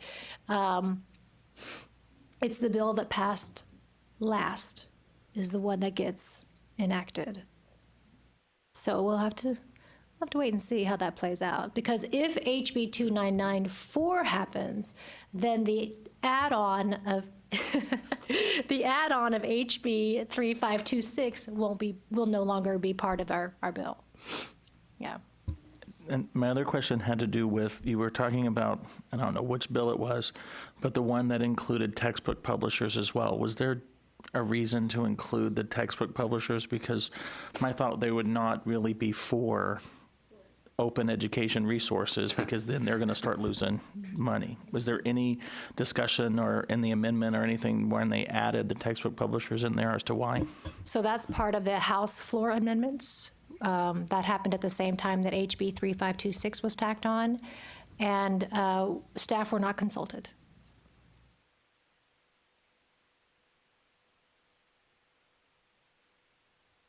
Thank you. So, and you may not know the answer to this based on what you just said, but I read something saying that there were some rules being changed or submitted for change related to K-12 textbook review committee, that they would have some powers restored that had been taken away before to give more editorial control over the content of textbooks in Texas. Do you know if that is what is covered in 3526, or is that likely very different? My suspicion is that that would be a separate bill, just because after having reviewed HB 3526, it was mostly focused on technology materials. What was interesting about HB 3526 when it was tacked on to SB 810 was that it looked fairly different than the original version of HB 3526. So when they tacked it on, they added the definition of OER from SB 810 into their bill language, which was now part of 810, to make the clear connection between the two sets of legislation. But I don't recall there being anything about textbook review. I could easily see that piece of the bill being affected by the changes you're talking about, because OER, while not a published textbook, is still course material. Right.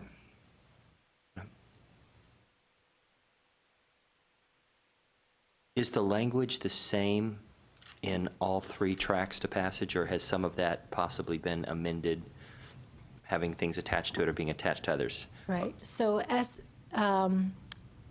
SB 10, as it exists now with the House floor amendments, adds that section about text. We have to consult textbook publishers and the OER community for the feasibility study.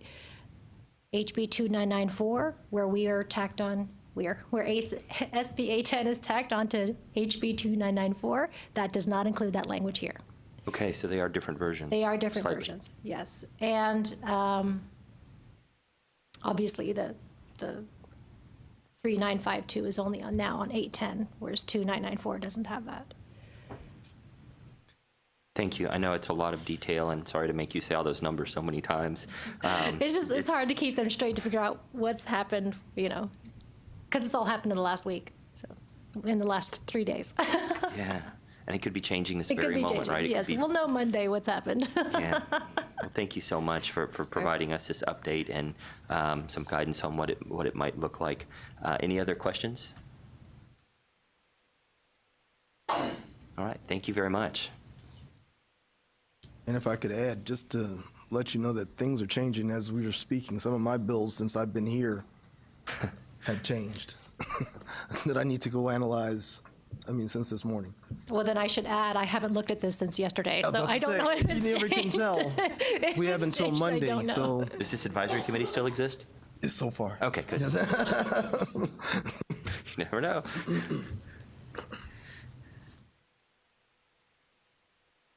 Thank you. Awesome. All right. Hope you all had a fruitful subcommittee meeting. I know we did. It was very lively. We packed a lot in. And so now we are moving to our penultimate agenda item, subcommittee updates, consideration of subcommittee proposals. Do you have an update from your subcommittee and any proposals to consider, Michelle? Dr. Drawn. We will, thank you. We will, there's a lot of work that, this has been a labor of love again for those of you that are new. This process has been going on for about 2 years now. And so it's not something we take lightly. The principles of good practice are such an integral part of what we do, that we want to make sure that we do our due diligence in covering every single possibility, or at least the most that we can, of the processes that will be affected by this document in particular. So right now what we're doing is, again, just cross-referencing and validating the link between all of the 4 documents that I mentioned earlier to the proposed PGP, and trying to put it all in one nice Excel worksheet so that it can be distributed to this body as well as a couple of other groups for feedback. What our timeline, what we're looking at is to go through the document again, and we switch reviewers around just so that we could get more than one perspective on the connection pieces between the proposed PGP and the others. Once we get that document together, we will be probably doing that till the end of the month, end of June, where we'll have a complete document to send out to the LTAC group. Probably the last week of June, we'll send that out to LTAC for a quick review. We'll be using the Higher Education Regional Council groups for distribution. So we'll send it to the chairs, and the chairs will forward it to their institutional representatives. We'll send it to affiliations with distance learning for the state, like TCEA, TXDLA, to some of the regional groups to get that information out relatively quickly. Again, for feedback, we'll be talking to the chairs of the different HERC groups to see if they would be willing to co-host a town hall meeting for their groups in particular, so that we can keep the groups reasonable and have that good feedback without being across the state. That can be overwhelming at time, and not everyone would be able to share their thoughts.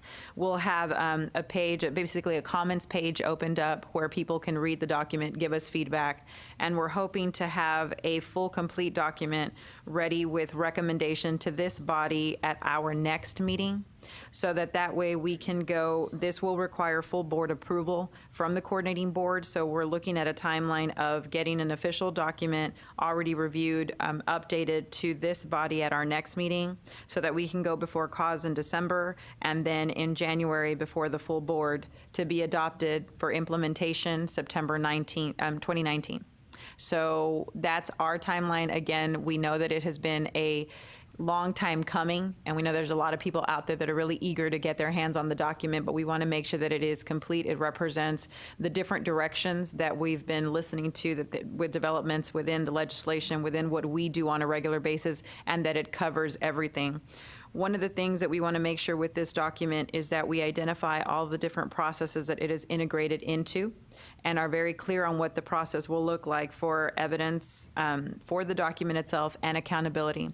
So there are going to be some additional things that we have to consider as an LTAC group for when we do propose this, as to where will that accountability piece be. The last thing we want is to interrupt services for approval or program approval. That's not what our intent is with this document, but we want to make sure that when this document is being reviewed, that there is a very thorough effort in it, and that there is going to be a cross-check for it, so that it doesn't just become another document that we check mark a box and are not really doing our due diligence and verifying that these things are being done at institutions.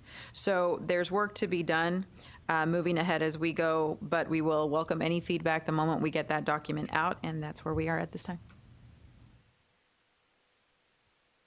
Sounds ambitious, but very important work, and thank you and your subcommittee for moving it forward and providing the continuity, because it has taken a long time to get here, but it's a big, beefy problem to tackle. So appreciate your efforts and your team's efforts. All right, the other subcommittee met on the LTAC survey. Our focus was on tackling what questions to add to the base questions that we had resolved we would use again from the last survey. The input for this task was the questions that people taking the last survey suggested that they'd like to hear the answers to this time. Some were great, some were less great, and our challenge was to sort through those and pick the ones that were really the best. We had 35 questions to sort through. Each subcommittee member had 10 votes. And so they read through all of them, and then they selected the 10 they thought would be the best questions to ask. And then we went through each of them, tallied how many votes each had, discussed them, sometimes changed the wording in them, sometimes came up with a brand new question or a suggestion to combine it with another existing question. As a result, we ended up with 6 questions out of the 35 that we thought would improve the survey and get us some information that would be useful. We also looked at screening out ones that, while they were interesting questions, they would be really hard for the person responding to provide a good answer to that could be easily coded and reported on, or it might be a lot of data reporting for them to do, and that's not really the intent of this survey. And there are other avenues where a lot of the information is already collected, if not publicly available. So those were kind of the criteria that we used to boil those down. And what I agreed for the subcommittee is that I would take those 6 questions. One of them was a new question that we did not originally have on the floor, and I think Alicia was the inspiration for this one. And it's, what learning technology are you most excited about exploring in the near future? We have some that we go, okay, who's doing e-portfolios, who's doing this, but really wanted one out there, since this is a learning technology survey, of fields wide open. What's something that you're really excited about that will make a difference for our students, our faculty? So we added that one as a 6th one. So what I promised the subcommittee I would do is type up those questions, give it to them one more time to look over, make sure those are the questions we want to add. And once I have that feedback, then we will incorporate that into the survey. And then we need to put it back through your data collection subcommittee just to make sure it's still agreeable. We didn't mess anything up in the process. A lot of the questions will be the same that we gathered information on before, so we can provide some trend information after this administration. And the other thing that we agreed on is trying to get the response rate up by identifying the correct individual at the institution who probably should be completing that survey. Our approach in the past has been send it to the CAO or CIO at a community college and ask them to identify the person, and we'll still do that. We have those official lists from the CB, but in addition, we are going to start a shared document, divide up all the institutions. I will go ahead and put in the people who responded from each institution that did respond last time, and we'll verify that they are still the right person, or if they know who is, or if they're even still there. And then we will look at all the institutions who didn't respond and try to identify that person, so that in addition to the CAO, we'll have a likely suspect that we can also send it to and say, if it's you that should be doing it, let your CAO know. And if it's not you, then do you know who else it should be now at this point in time? So that's an effort that will take some time, make some phone calls, some web searches, but I think it will help us get a much better representation out of the institutions. And so no particular recommendations at this point, just an update on the work that's planned. I would hope that in the next 2 months we can have the questions finalized, get it through data collection, have the intended recipients identified, and it won't be perfect. I know there'll be some where we just get no response, can't track them down, it's buried, and then administer in early August, so kind of tail end of summer, but before our fall semester hits. Any questions? There was something else that came out of the meeting. Some questions we didn't choose, but they were good topics. Yeah. And we felt like maybe there could be a collaboration of doing a session on them at some conference in the future or something. There was one interesting one about faculty culture, now that many faculty want to teach online and thought it was only our university, and even just us in our session, it was this common thing that we all knew about, but no one's talking about. So that's what some of the other questions brought about. So that definitely just reiterating that the questions, just because they weren't chosen, they won't go to waste. They may bring up other research. Thank you. Very good point.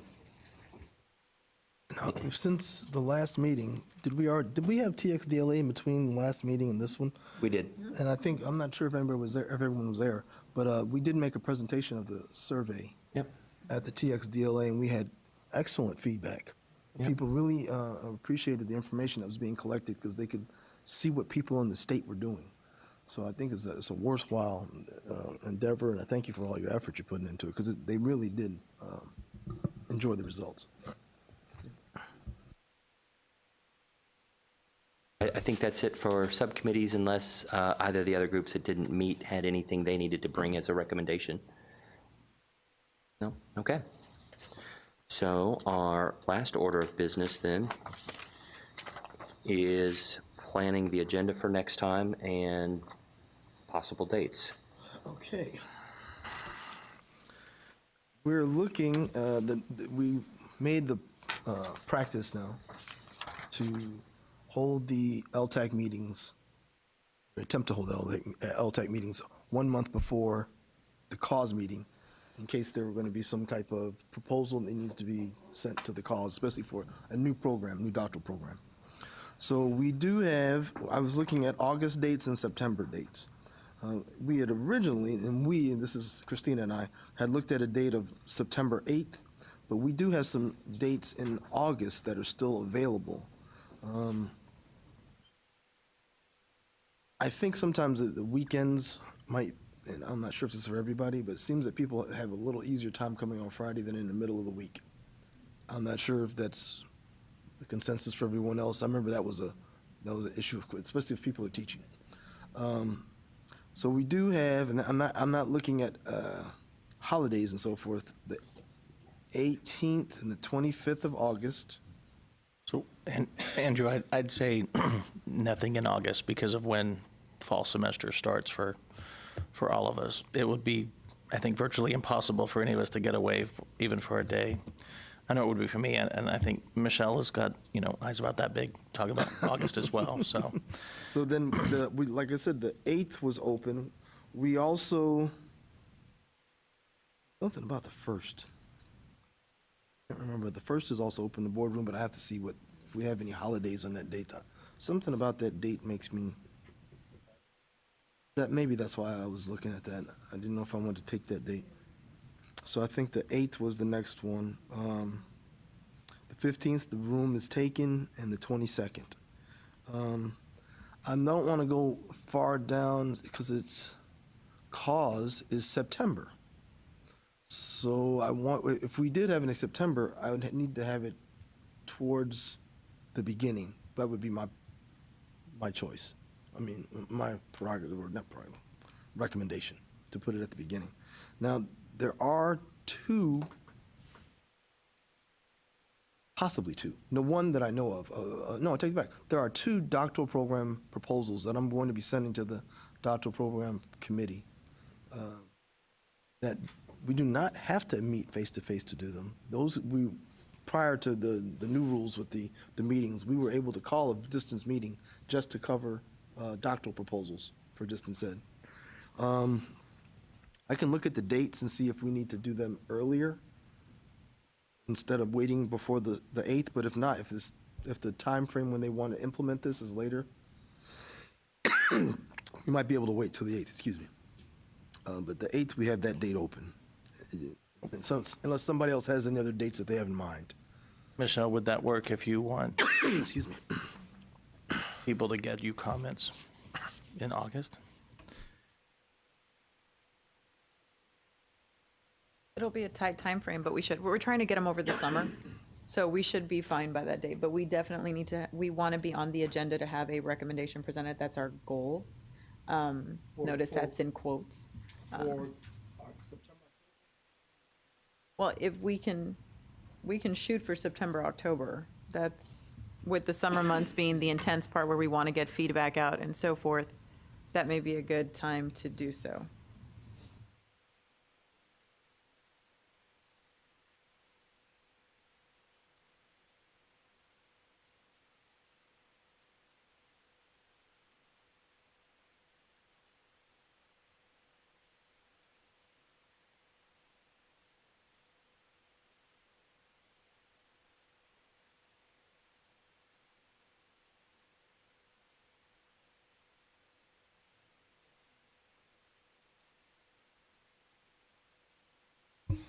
So, I mean, I would say maybe that September the 8th, because if we could get on cause earlier and it would, go quicker for that.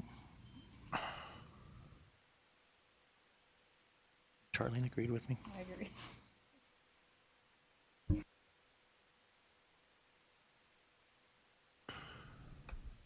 Oh.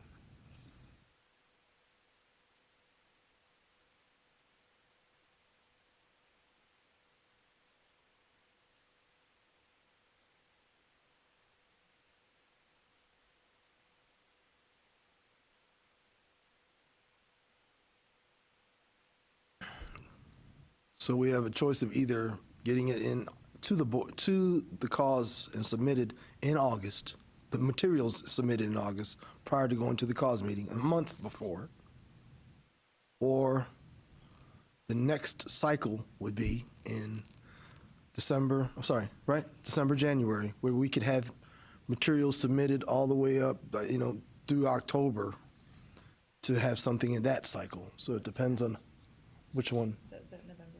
The November one? That way we can have materials by Then we can, yeah. That way we can have materials by October. That'll give us a little bit more room to make sure that we're not rushing something at the end. But we're still saying the September 8th meeting is still all right for everyone.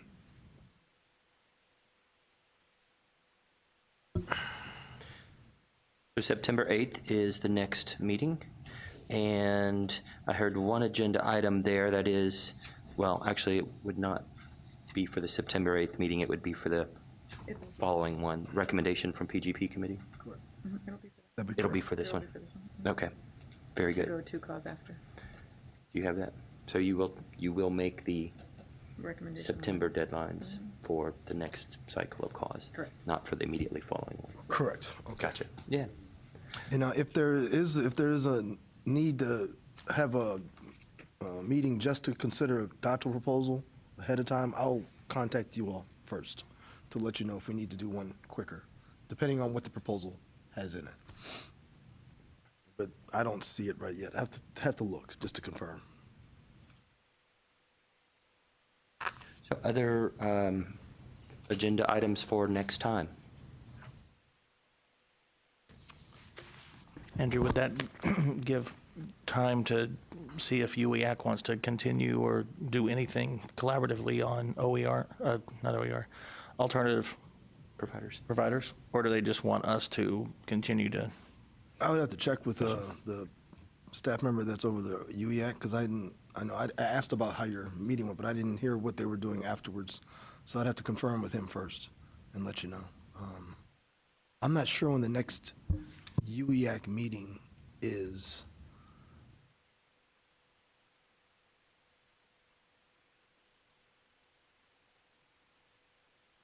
September 15th. So I can ask, well, it's after the LTAC meeting. So we could have whatever, I can give you updates of what they're thinking that they might want to discuss about that and their thoughts on it. And then I could have things submitted to you, and then we can discuss it again on the meeting on the 8th. Yeah, that sounds good.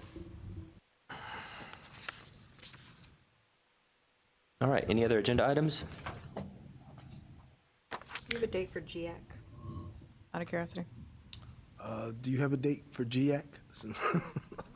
So many letters, any other alphabet soup we want to throw out there? No? Oh, there's more. I know, that's why.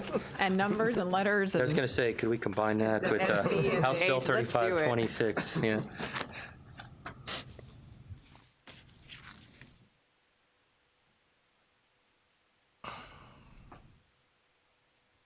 As she looks for that, I would also, could we have a final legislative update? Because most bills, if they get passed, they say they go into effect September 1. Could we get a final update on any bills that were passed that have an impact to this committee and the work that we do? And if possible, could we get that way ahead of September 1st when they take effect? So if there's something that could come out in early July or the end of June, kind of synthesizing the things that might be salient to this committee, that'd be incredibly helpful.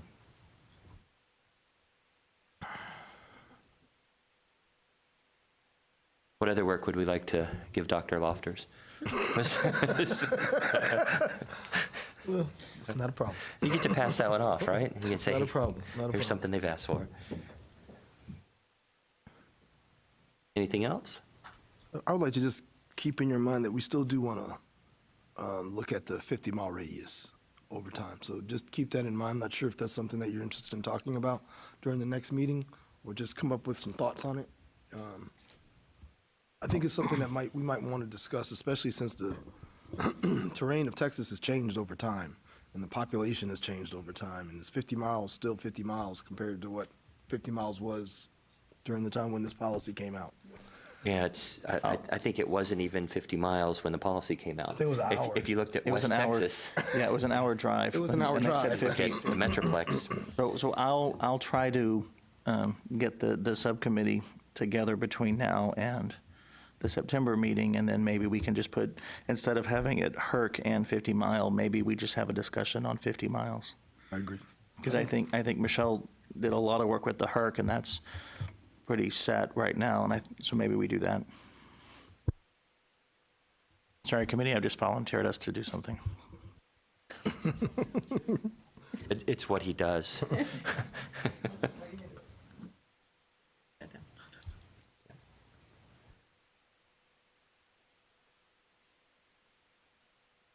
So let me see if I got all these right so far. So I had, not in any particular order. So the final legislative update, we want to have that earlier if we can.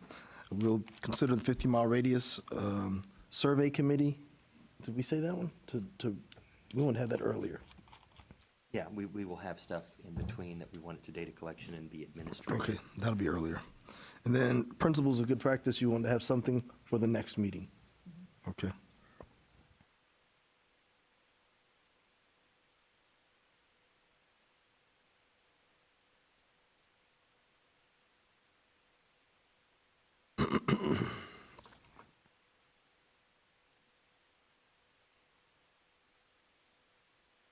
One last piece of business, and this isn't on the agenda, and this isn't official in any way, but this is my last in-person meeting as your chair. I will be rotating off at the end of the summer, so you will have the opportunity to review leadership at that point. You've got a great vice chair here, of course, but